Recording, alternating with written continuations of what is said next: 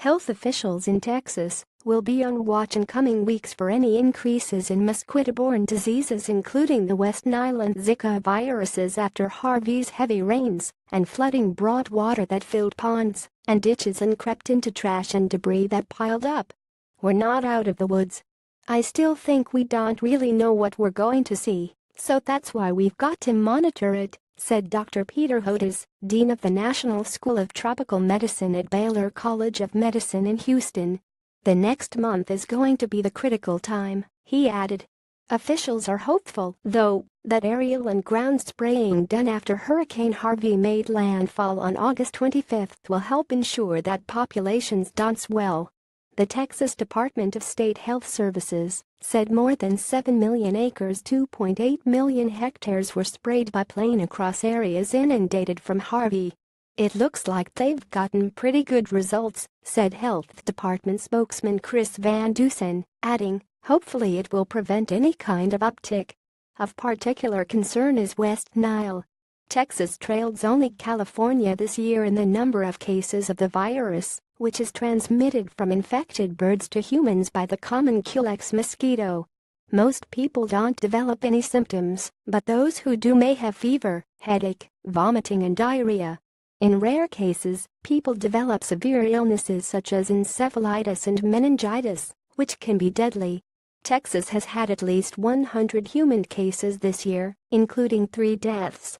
While there's currently no evidence of ongoing transmission of mosquito-borne diseases including Zika, dengue or chikungunya in Texas, all 3 spread by the Aedes aegypti mosquito, officials are watching on guard for any emergence that could happen if someone who had traveled to a place with active cases got the disease, returned to Texas, and was bitten by a mosquito that in turn bites and infects someone else.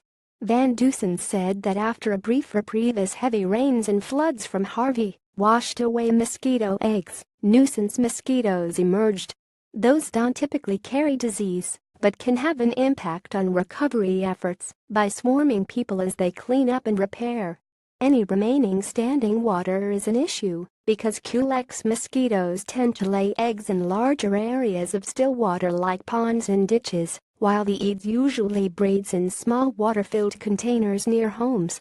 So are all of that debris and trash that you see around Houston as the floodwaters recede. There's going to be pockets of water in there, old discarded TV sets, old discarded tires, and that could easily lead to an increase in Aedes aegypti, Hodes said. As expected in the Houston area, an increase in mosquitoes came about 2 weeks after the storm. But Dr. Umair Shah, executive director of Harris County Public Health, said officials were able to get those numbers down with aerial and ground spraying.